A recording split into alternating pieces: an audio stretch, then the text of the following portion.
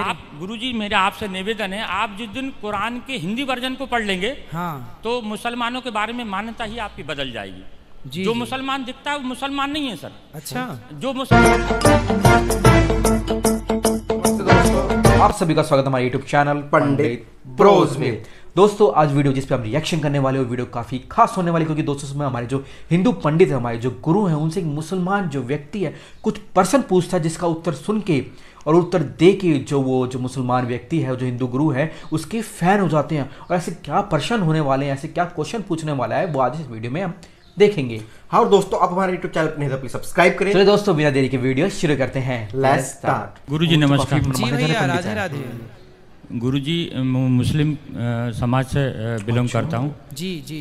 और मैं पिछले आज तीसरा या चौथा दिन है मैं आपकी कथा में सुबह से शाम तक रहता हूँ। बड़ी अच्छी जी। बात। मैंने इन दिनों में चार दिनों में ये देखा जी। कि आपके द्वारा जो कथा कही गई है हाँ उस कथा में कहीं से भी धर्म या धर्म विशेष से किसी भी तरह का कोई लेना देना नहीं है। जी जी जी। सारा जो एक मैसेज है वो है मानवता। मानवता जी। मानवता के प्रेम के लिए ही सारे धर्मों का उत्थान, मतलब ईश्वर ने अगर किसी भी धर्म आचार्य या किसी भगवान को भी अगर दुनिया के अंदर भेजा है तो धर्म की नहीं, मानवता की सेवा के लिए भेजा है। जी जी। लेकिन ये मैसेज देखे दिया है कि धर्म के अनुसार मानव की सेवा करना। बिल्कुल। जो जिस धर्म से बिलोंग करता है, चाहे वो मुस्लिम हो, ईसाई हो, हिंदू हो, वो अपने गॉड ऑफ मैसेंजर से ये दुनिया को बताना चाहता है कि मानव सेवा से ही ईश्वर को प्राप्त करा जाता है। भागवत सुनने से मानवता जागती है। मानव मात्र के कल्याण के लिए भागवत जी हैं। जी जी सबके उत्थान के लिए। जी जी। तो आपको बहुत अच्छा लगा? बहुत अच्छा लगा। और मैं अपनी थोड़ी सी एक व्यथा सुनाना चाहता हूँ। बताइए बताइए। गुरुजी मैं अस्पताल में नौकरी करता था। 2087 से मेरी पोस्टिंग थी जी। 2005 तक मैं अस्पताल में नौकरी करता था। जी जी। मैं अस्पताल में रह के और मरीजों की सेवा करता था। जी। मुसलमान होने के बावजूद ना तो मैं अपने धर्म की किताबों को पढ़ता था, ना ही मैं नमाज पढ़ता था। मैं ये सोचता था मानव सेवा ही सबसे बड़ा धर्म है। जी। लेकिन ईश्वर ने अपने गॉड ऑफ मैसेंजर से ये बताया कि धर्म के अनुसार ही मानव सेवा करना बहुत ज़रूरी है। जी। आप जिस धर्म में पैदा हुए उसको मानना भी बहुत ज़रूरी है। जी जी। क्योंकि कोई जो धर्म जिस धर्म में पैदा हुआ है उसको मानना बहुत ज़रूरी है। जी। अब आप अपने स्वार्थ के लिए धर्म को बदल दो जी जी। कि इस धर्म में अच्छा लग रहा है, कल उस धर्म में अच्छा लगेगा, ऐसे तो दुनिया ही मतलब बदल की पूरी ज़िंदगी खत्म हो जाएगी। जी जी। तो श्रीमान जी एक ऐसी घटना घटी कि जरा सी गलती में मुझे जेल आना पड़ा 2007 में। अच्छा। श्रीमान जी उन 2000 साल में मैं जब जेल आया तो जेल के ही बंदियों ने और साथ में रह के मैंने किताबों को पढ़ा। हाँ। किताबों को पढ़ने के बाद में मैंने अपने धर्म के प्रति किताबों को जब पढ़ा तो जब मैंने पूरे धर्म की किताबों को पढ़ने के बाद में मुझे एहसास हुआ कि धर्म जो दिखता है वो है नहीं है। जी। उसमें सारी चीजें जो है मानव सेवा के ही बारे में बताया गया है। बिल्कुल। बड़ों का आदर करना, अपने मानव पड़ोसी का सेवा से बड़ा कोई धर्म नहीं है सरकार। धरती में कोई धर्म नहीं है मानव सेवा से बढ़कर। मानव सेवा ही सबसे बड़ा धर्म है। जी जी जी। इसके बाद मैं जब उन 5 सालों में आया जेल के अंदर, तो जब मुझे सजा पड़ी, कोई भी गवाह नहीं, कोई जिसने मेरी रिपोर्ट करी थी वो 16 दिन बाद खुद ब खुद मर गई थी गुरुजी। अच्छा। सिर्फ मेरे खिलाफ सिर्फ FIR होने के बावजूद मुझे 10 साल की सजा हुई। अच्छा। लेकिन मैंने भी इसमें ईश्वर का ही समझा कि इसके भी पीछे कुछ कारण हो सकता है। जी। गुरुजी फिर मैं भोपाल सेंट्रल जेल आया। उस टाइम अपने सुपरिटेंडेंट साहब सोम कुंवर जी थे 2007 में। तो यहाँ सर एक डिप्लोमा हो रहा था, इंजीनियरिंग का डिप्लोमा। उन 3 साल में यहाँ जेल में रुका सर। मैं 3 साल में इंजीनियर बना जेल से। अच्छा। जी सर, मैं इलेक्ट्रिकल इंजीनियर से डिप्लोमा है मेरे पास सर। जी जी। फिर यहाँ से जाने के बाद में 2010 के बाद में अपना मैं कारोबार करता रहा बाहर। लेकिन उस 3 साल में मैं सिर्फ नमाज को सीख पाया। यहाँ पे नमाज कैसे पढ़ी जाती, ईश्वर की आराधना कैसे करी जाती। जी। लेकिन ईश्वर की तरफ से पहुँचाई गई कुरान को मैंने नहीं पढ़ा था। जी। 2019 में मुझे दोबारा सजा हुई। फिर मैं अंदर आया, फिर मेरी लगन लगी। आज मैं मेरे धर्म के प्रति जितनी मेरी आस्था होती है, मेरे अंदर जो ऊपर वाले ने जो मुझे जिम्मेदारियां दी थी जी, वो मैंने इस जेल के अंदर कुरान को भी पढ़ना सीखा। जी। और आज निरंतर मैं 3 से 4 हमारे पारे बोलते हैं, जिसको अपन किताब नंबर वाइज बोलते हैं, 30 नंबर होते हैं, उसमें से 2 या 3 हर रोज़ पढ़ने की कोशिश करता हूँ और उस ऊपर वाले से माफ़ी मांगता हूँ कि तूने मुझे इस दुनिया में भेजा और मैं कृतज्ञ हो गया उसके लिए जी। एक तो ये है गुरुजी। दूसरी, जब मैंने किताबों के अंदर पढ़ा तो 2 हिंदू धर्म से मिलते हुए 2 वाक्य जो है मेरी किताब के अंदर मिले। अच्छा। एक तो ये है कि शिव अर्ध नागेश्वर जिसको बोलते हैं, अर्ध नागेश्वर क्यों कहते हैं? अर्ध नारेश्वर, अर्ध नारेश्वर जी। आप अपने हिसाब से कैसे आइडेंटिफाई करेंगे उसको? आप बताइए, आपने क्या पढ़ा? मैंने ये पढ़ा कि जब ईश्वर ने आदम सलाम को इस दुनिया के अंदर भेजा, अकेला भेजा, सिंगल, हाँ मिट्टी से बना के, जब दुनिया के अंदर 40 साल तक वो जमीन के अंदर पड़े रहे जी, क्योंकि दुनिया उनको दिखाने के लिए पैदा करा था। जी जी इसके बाद क्या हुआ, तो ईश्वर से उन्होंने कहा कि मुझे इस दुनिया में अकेला क्यों भेजा?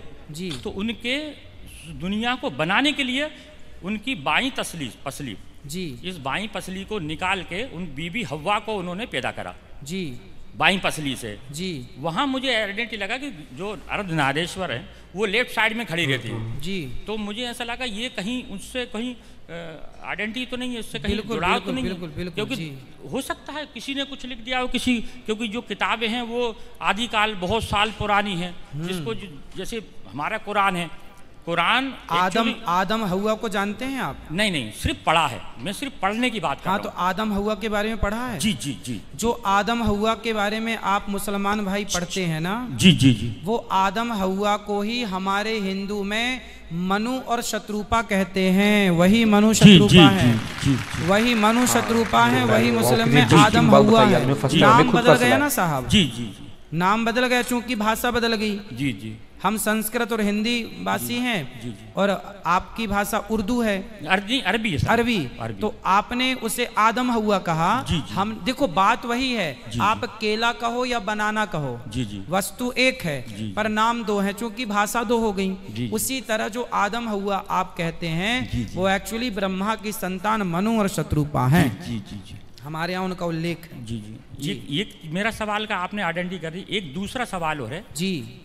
एक और नबी हमारे यहाँ आए थे, नूह अस्सलातु वस्सलाम जी। आपके जैसे अभी अपने देश के प्रधानमंत्री श्री मोदी जी जो हैं जी, वो वहाँ नाम कहाँ नीचे गए थे अभी, उसको कौन सी वो है? हाँ, द्वारिकाधीश जो है वो हाँ, पानी के अंदर है, पानी के अंदर। उस संबंध में भी एक किस्सा हमारी किताब के अंदर है। बताइए। एक नबी थे नूह अस्सलातु वस्सलाम, जब उन्होंने अपनी कौम से कहा कि ईश्वर एक है, इसकी आराधना करो, इसके अलावा दुनिया के अंदर कोई देने वाला नहीं, सिर्फ ईश्वर है जो सबको दे सकता है, मुझे भी दे सकता। तो इस बात को कहने के लिए उन्होंने सारी अपनी कौम से बोला जी। तो उनकी बीवी बच्चे किसी ने उस चीज को नहीं माना जी, लेकिन उनको उनकी बात को मानने वाले 85 लोग रहे जी। तो फिर उन्होंने ईश्वर से ये कहा कि अल्लाह, ये सारी कौम तो सुनती नहीं है जी। तो फिर अल्लाह की तरफ से एक मैसेज आया कि नूह, अपने लोगों से कहो जल्दी ही इस कौम को मैं नस्ते नाबूद कर दूंगा, पानी से डुबा दूंगा। अच्छा, डुबा दूंगा। अच्छा। तो फिर उन्होंने कहा अल्लाह ताला जो वो भी डूब जाएंगे जिनने भी मेरी बात को माना है। तो उन्होंने कहा एक नूह, एक कश्ती बनाओ, उस कश्ती में जो तुम्हारे मानने वाले उस कश्ती में बैठ जाएंगे, और वो जो है जो बच जाएंगे और जो तुम्हारी बात को नहीं मानेंगे वो सारी इसके अंदर जो है पानी में डूब जाएंगे। थोड़ा सा मैं ये नहीं कह रहा कि ये सारी चीजें एक दूसरे से सही है, नहीं मिलती हैं, सिर्फ मिलती हैं। वही हमारे यहाँ के आधार पर हमारे यहाँ जब भगवान मत्स्य बनकर आए जी जी, तो मत्स्य भगवान ने सत्यव्रत नाम के राजा को कहा कि तुम जिसको चाहो इस नाव में रख लो, वो रह जाएगा, बाकी प्रलय काल में सब डूब जाएगा। तो लगभग बातें देखिए, हिंदू और मुस्लिम कितना भी आपस में लड़ लें, लेकिन जब मूल में गहराई में जाएंगे तो ऊपर सब एक ही पाएंगे। जी जी जी जी जी, ऊपर सब एक ही पाएंगे, यहाँ कितना भी लड़ लें झगड़ लें तो यार जी। इसलिए चाहे हिंदू धर्म हो, चाहे मुसलमान भाई हो, कुरान हो, इन सबको गहराई से जब अध्ययन किया जाएगा तब चीजें निकल कर आएंगी सामने। गुरुजी, एक सवाल का जवाब आपके द्वारा पिछले 5-4 दिनों में ये कहा जा रहा है कि शराब और मांस जो इस्तेमाल करता है वो जो है कलयुग का है साथी है जी। तो गुरुजी, मैं आपको मेरी तरफ से खुद बताना चाहता हूँ जी कि मुस्लिम धर्म के अंदर सबसे बड़ी अगर किसी चीज़ की मनाही है तो वो है शराब। अच्छा, शराब को हराम करार जाएगा। फिर मुसलमान भाई तो शराब पीते नहीं होंगे? गुरुजी, जो मुसलमान हैं, मैं आपको बहुत अच्छी बात बता रहा हूँ, अगर आप उसको बिल्कुल, जो मुसलमान है वो दारू नहीं पी सकता, और जो दारू पीता है वो मुसलमान नहीं है। साफ कुरान हमारा कह रहा है, जो हमारी बात को मानता है वो हमारा है, जो हमारी बात को नहीं मानता हम में से नहीं है। साफ लिखा है सर। अच्छा, बिल्कुल, ये मैं अपनी किताब का आइडेंटिफाई कर रहा हूँ। जो कुरान की बात को मानता है वो मुसलमान है, जो कुरान की बात को नहीं मानता वो हम में से नहीं। हम में से नहीं मतलब वो मुसलमान नहीं। अच्छा जी। दूसरी मांस की जो है, मांस की जो प्रकृति है, प्रकृति तो ईश्वर ने जगह जगह अपने हिसाब से एक जो भोजन श्रृंखला बनाई है, वो भोजन श्रृंखला के अनुसार जो मुस्लिम जो धर्म है वो अरब से आया है। जी। अरब आज से जब इस्लाम धर्म आया तो उस वक्त वहाँ सिर्फ रेगिस्तान था, इसके अलावा कुछ नहीं है। जी जी, कुछ भी नहीं था। सिर्फ एक तरह का फल पैदा हुआ करता था, वो था खजूर, जो आज भी पैदा होता है। इसके अलावा किसी तरह का अन्न या किसी तरह की कोई सब्जी या किसी तरह का कोई भी कुछ भी नहीं होता। जी। तो एक वक्त ऐसा आया कि वहाँ खजूर की पैदाइश नहीं हुई। जी। ये किताब के अंदर है। जी। खजूर की पैदाइश नहीं हुई। अब आदमी जिंदा रहने के लिए क्या करे? जी। तो वहाँ रेगिस्तानी बकरा नहीं होता सर, वहाँ पे बकरे को नहीं पाला जाता अरब के अंदर। मैं सारे हिंदुओं को भी ये बताना चाहता हूँ, अरब के अंदर भेड़ पाली जाती है। भेड़ क्योंकि जो गर्मी को सहन कर सके, और दूसरा है ऊँट। दो जानवरों की वहाँ पैदाइश होती, तीसरा जानवर वहाँ कोई होता ही नहीं है। जी।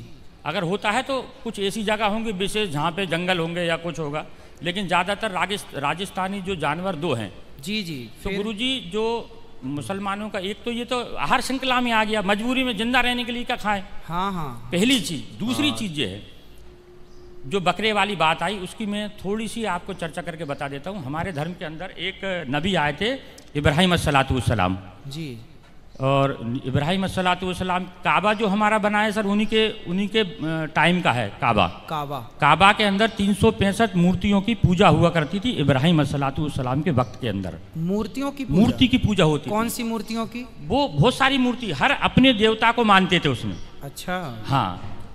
तो एक वक्त का किस्सा था कि जब सारे लोग ईद की नमाज पढ़ने जाया करते थे। ये हदीस की बात बता रहा हूँ, अगर कोई है तो ये बिल्कुल मैं कोई अपने मन से नहीं बता रहा हूँ। मैं मुसलमान सर, किताब पढ़ के मुसलमान बना हूँ। जी जी। मैं सुनाया मुसलमान नहीं हूँ। मैंने धर्म को पहले पढ़ा है, फिर उसके ऊपर लागू करा है, अमल किया है। अमल करा। मैंने किसी से ना किसी से मुल्ला ना मौलवी से मैंने किसी से ज्ञान की प्राप्ति नहीं करी, मैंने किताबों का ज्ञान पढ़ा है। बिल्कुल ऐसे ही होना चाहिए। और मुसलमानों को भी अपने धर्म ग्रंथों को खूब इनकी तरफ पढ़ना चाहिए, गहराई से। मतलब मैंने जो पढ़ा फिर उस पर अमल करा, उन चीज़ों पे अमल करने की कोशिश करी। जी जी जी। तो फिर क्या हुआ, इब्राहिम अस्सलातुवस्सलाम ने, कि उनकी औलाद में थी इस्माइल अस्सलातुवस्सलाम। जी। तो जब एक ईश्वर ने एक मैसेज दिया, 60 साल की उम्र के अंदर उनको कोई औलाद पैदा नहीं हुई। जी जी। औलाद पैदा नहीं हुई, तो जब उनकी पत्नी ने कहा कि उस वक्त जो नबी के बेटे ही नबी बना करते थे। जी जी। तो उन्होंने कहा 60 साल की उम्र हो गई अपनी, आज जो है तुम मर जाओगे तो तुम्हारे बाद की चीज़ों को कौन आगे बढ़ाएगा, तुम्हारी कौम को कौन चलाएगा। जी जी। तब अल्लाह ताला ने उनको एक औलाद अता फरमाई। अच्छा। उस वक्त शैतान ने उनसे ये कहा कि अल्लाह ताला ये तुम्हारा नबी है, अगर तुम इसको औलाद दे दोगे उसके प्यार में तुम्हें मानना भूल जाएगा ये। अच्छा। शैतान ने ये, कुरान के अंदर शैतान को बार बार बताया गया है। शैतान, ये शैतान कौन है? शैतान एक वो है जो सबसे ज्यादा ईश्वर की पूजा करता है। वो ईश्वर को मानता है लेकिन ईश्वर को किसी को मानने नहीं देता वो। अच्छा, वो खुद मानता है, खुद मानता है, दूसरों को नहीं मानने देता वो। अच्छा। उसी का नाम शैतान है। क्या इंटरेस्टिंग बात बहुत लंबा किस्सा है वो। आप अगर कभी मौका मिले तो जी जी जी आप, गुरुजी मेरा आपसे निवेदन है, आप जिस दिन कुरान के हिंदी वर्जन को पढ़ लेंगे, हाँ, तो मुसलमानों के बारे में मान्यता ही आपकी बदल जाएगी। जी, जो मुसलमान दिखता है वो मुसलमान नहीं है सर। अच्छा। जो मुसलमान है ही नहीं, जो दिखता है। फिर मुसलमान तो वो है जो अपने पड़ोसी को भूखा नहीं देख सकता। वाह। ईश्वर अल्लाह ताला ने कुरान के अंदर पढ़ा, कुरान के अंदर बताया है कि पड़ोसी नाराज में नाराज, डायरेक्ट उसने कह दिया सर। कुरान की एक आयत में है कि तेरा पड़ोसी नाराज में नाराज। जी। अगर इस बीच अगर तेरा पड़ोसी नाराज है तो तू, तेरे द्वारा किया गया है पूजा पाठ वो मैं कबूल नहीं करूंगा, तेरे सर से ऊपर नहीं उठाऊंगा। मतलब मानव जाति की सेवा सबसे बड़ी सेवा, सबसे बड़ी कुरान में ये आइडेंटिटी है। जी जी। कुरान जो है फिर क्या, फिर ये बकरों की बलि की प्रथा। इब्राहिम अस्सलातुवस्सलाम ने जी जब उनने ईश्वर ने, शैतान ने उनको भड़काया जी। तो ईश्वर ने कहा कि मेरा सच्चा बंदा होगा तो मुझे नहीं छोड़ेगा। जी। शैतान से कहा मुझे नहीं छोड़ेगा ये। जी जी। आप उसके लिए बेफिक्र रहो, मेरा सच्चा बंदा है, मेरी इबादत करेगा। जी। फिर उनको औलाद पैदा होती है। हाँ। इंसानी कल्ब के अनुसार स्वार्थी होता है इंसान। जी। जैसी औलाद पैदा हुई तो वो ईश्वर की आराधना में थोड़ा लापरवाही करने लगा, बिल्कुल भूल जाता है क्योंकि 60 साल की उम्र में जिसको बच्चा पैदा हो उसकी कितनी खुशी होगी। बिल्कुल बिल्कुल। तो उसमें लापरवाही कर दी। शैतान ने जाके ईश्वर से कहा हाँ कि ये ईश्वर देखा मैंने तुझसे कहा था इसको मत दे। हाँ। लेकिन ईश्वर के नहीं मेरा सच्चा बंदा है, वो आज है, आज कल आ जाएगा वापस। जी। दुनिया नहीं आएगा तो उनके देख आएगा वापस। तो ईश्वर ने आप इब्राहिम अस्सलाम को ख्वाब में जो है एक बशारत दी कि ए इब्राहिम कुर्बानी कहा, कुर्बानी हाँ। शब्द कहे तो इब्राहिम अस्सलाम ने उस वक्त के हिसाब से 100 ऊँटों को जुबा कर दिया, कुर्बान कर दिया।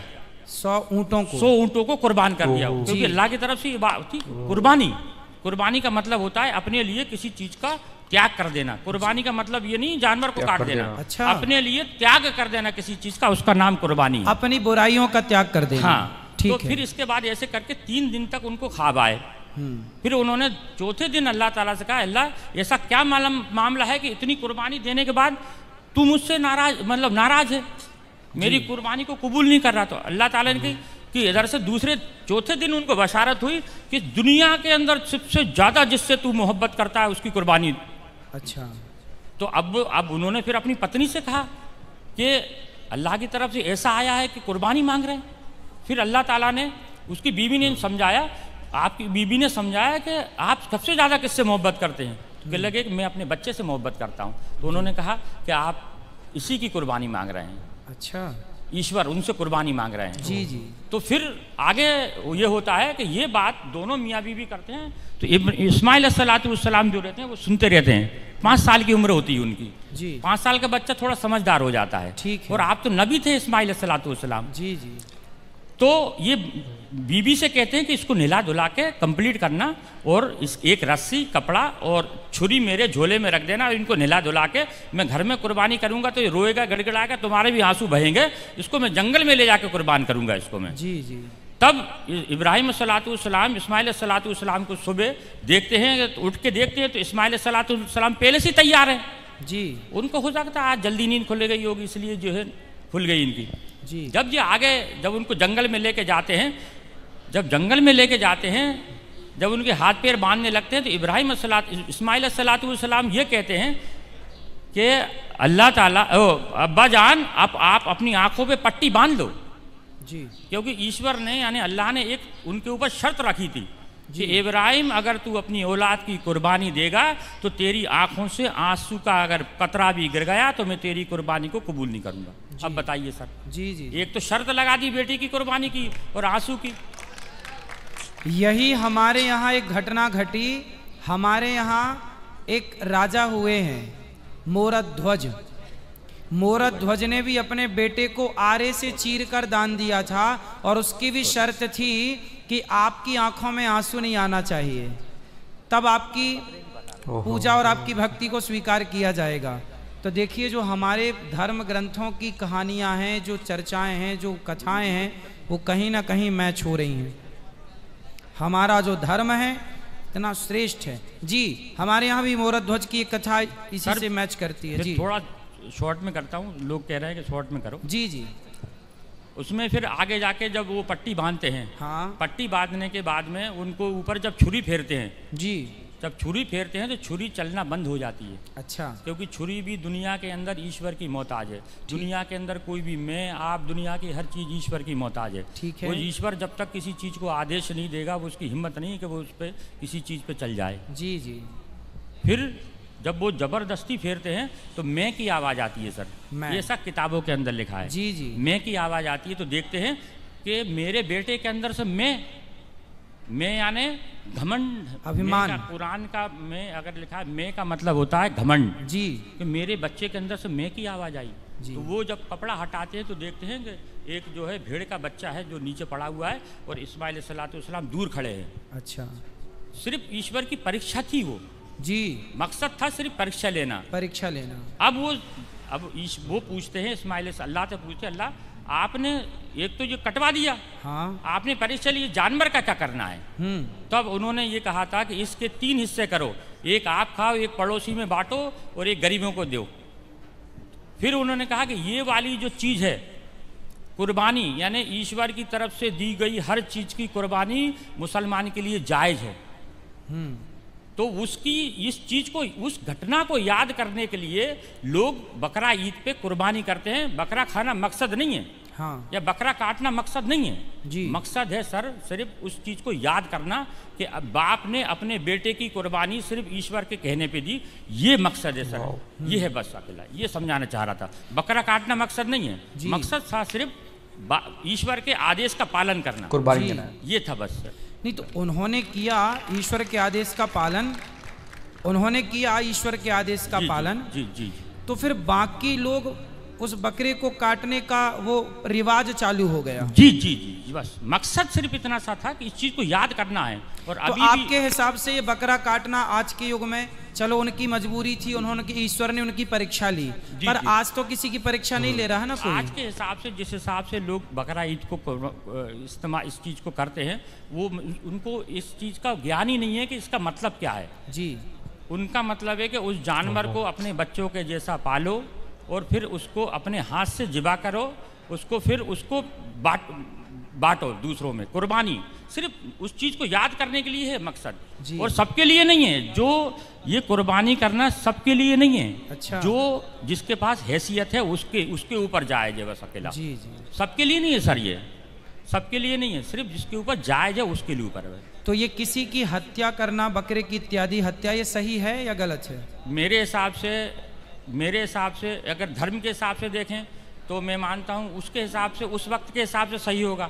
हाँ। अब आज के हिसाब से ये बड़े बड़े धर्म गुरु हैं, वो आपके, क्योंकि हर धर्म के एक गुरु होते हैं। जैसे आप हिंदू धर्म के आइडेंटिफाई हैं, आप जैसा आदेश देते हैं, अगर मैं अपने यहाँ से कहूँगा कि नाजायज़ है तो ये उनकी खिलाफत हो जाएगी, उनकी बुराई हो जाएगी जी। और बुराई मतलब ये है कि किसी धर्म के प्रचारक की बुराई करना। हो सकता मैं अपने अंदर से कह सकता हूँ मेरे लिए बुरा है, लेकिन मैं धर्म के मामले में नहीं कह सकता कि ये धर्म के जो बड़े हैं उनके खिलाफ मैं अपना आदेश दूं कि नहीं ये बुरा है। जी जी। मैं अपने, क्योंकि मेरे घर में मेरे हिसाब से हम लोग मांस का बहुत कम उपयोग करते हैं। शादी ब्याह में जाते हैं, घर में इस्तेमाल नहीं करते सर हम। जी जी। शादी में हमारे यहाँ नॉनवेज नहीं बनता सर हम लोग, क्योंकि मैं ऐसे परिवार से बिलोंग करता हूँ जहाँ संबंध दूसरे लोगों से ज़्यादा हैं सर। चलिए, भगवान आपको सुखी रखें। जी। आपसे बात करके अच्छा लगा। अपराध क्या हो गया आपसे कि जेल आना पड़ा आपको? अपराध सर एक सिर्फ चांटे का अपराध था। मेरे मोहल्ले के अंदर एक पड़ोसी से लड़ाई हो गई थी, तो मैंने उसको चांटा मार दिया था सर। अच्छा। तो उसकी थाने में रिपोर्ट कराने गए कि मेरा चांटा कर दिया। तो हमारे दुश्मनों ने वो कहा कि चांटे की क्या रिपोर्ट करना, अपनी बीवी से उन्होंने 76 लगवा दिया था सर। ये था छेड़छाड़ करके। चलिए, भगवान आपको सुखी रखें, जी जल्दी मुक्त करें आपको। भाइयों, ये वीडियो देखी जो मैं तो रोंगटे खड़े हो गए इस वीडियो में। बेचारे जो कैदी था, ये जो जेल में एक तरह से मतलब कि इनका जो एक प्रोग्राम हो रहा था जिनमें ये जो कैदी थे अपनी दुखदायी कहानी सुना रहे थे और बता रहे थे कि उनके जीवन में क्या, उनके जो पास्ट में क्या हुआ, किस कारण से वो जेल में आए। हाँ, जो इस वीडियो में ये बताया कि जो इसमें जो कैदी थे वो एक जो मुस्लिम थे, पहले मतलब ये कहते थे कि मैं ना कोई नमाज पढ़ता था, मतलब जो उनके धर्म में जो फॉलो होते थे वो कुछ भी नहीं मानते थे। पर बाद में जब वो जेल आए तो उन्होंने फिर वो मतलब एक तरह से नमाज पढ़ना सीखा उन्होंने। फिर बाद में जब दूसरी बार भी आए तो उन्होंने कुरान पढ़ना स्टार्ट करा। उन्होंने ये बोला कि मैंने जो भी किताबों से पढ़ा है मैं उससे मुसलमान बनाऊँ। मतलब उन्होंने जो ऐसी बातें बताई है कि वो तो काफ़ी मतलब इंटरेस्टिंग लगा हमें। हाँ, और उन्होंने काफ़ी ऐसी अच्छी बातें बताई कि जैसे कि उन्होंने बताया कि जो कैदी वो क्यों आए, जिसका सुन के तो मुझे शौक हो गया कि उन्होंने एक लेडीज पे थप्पड़ ठा दिया, तो जिनके ऊपर छेड़छाड़ी का जो केस होता है वो बेचारे पे लग गया, जिसपे वो जेल में काफ़ी साल से सज़ा काट रहे हैं। उन्होंने अपने धर्म को बताया कि आप अपने जो जिस धर्म से बिलोंग, चाहे वो हिंदू धर्म हो चाहे मुस्लिम धर्म हो, उसको आप फॉलो करें। उनके वो ऐसा नहीं है कि आप अपने काम में इतना बिजी हो जाए कि आप अपने धर्म पे ध्यान ही नहीं दे पा रहे। हाँ, और दोस्तों इस वीडियो में काफ़ी इन्फॉर्मेटिव, मतलब एक तरह से जो बकरा जो हिंदू गुरु थे उन्होंने पूछा था कि बकरा क्यों काटा, तो उन्होंने काफ़ी मतलब एक तरह से जो उस टाइम पे था ना, जो सही लगा ना, मतलब उन्होंने वो करा। मतलब तो एक स्टोरी बता दी काफ़ी, और आपने इस वीडियो की जो स्टोरी था तो सुनी ली होगी। हाँ, काफ़ी अच्छी बातें बताई। जो एक बंदे ने जो बेचारी जो अपनी आत्मकथा वो बता रहा था, सब लोग वहाँ पे सुन रहे थे, तो काफ़ी लोगों को कुछ सीखने को कुछ मिला कि आज के जो मुसलमान हैं, जो आज के किसी भी धर्म के लोग हैं, जो वो उस टाइम के अलग थे और आज के टाइम के बहुत ही अलग हो चुके हैं। हाँ, उसमें सबसे बड़ी बात ये बताई है, सबसे बड़ा धर्म है वो मानवता धर्म, मतलब हमें जो मानवता की उनकी सेवा करनी चाहिए। और मुझे तो सबसे बड़ा शॉकिंग ये लगा कि दोनों की स्टोरी, जो हिंदू धर्म की और मुस्लिम धर्म की स्टोरी थी, वो सिमिलर थी कि उनमें भी ऐसा ही कुछ हुआ था जिसमें शैतान हुआ करता था। हमारे में भी जो धर्म में, हिंदू धर्म में भी ऐसी कहानी बताई गई, तो सिमिलर थी। हाँ, तो दोस्तों ये थी हमारी आज की वीडियो। आपको पसंद है तो लाइक करें, शेयर, सब्सक्राइब करें। और दोस्तों कमेंट सेक्शन में जो बताया कोई वीडियो कैसी लगी। नमस्ते दोस्तों।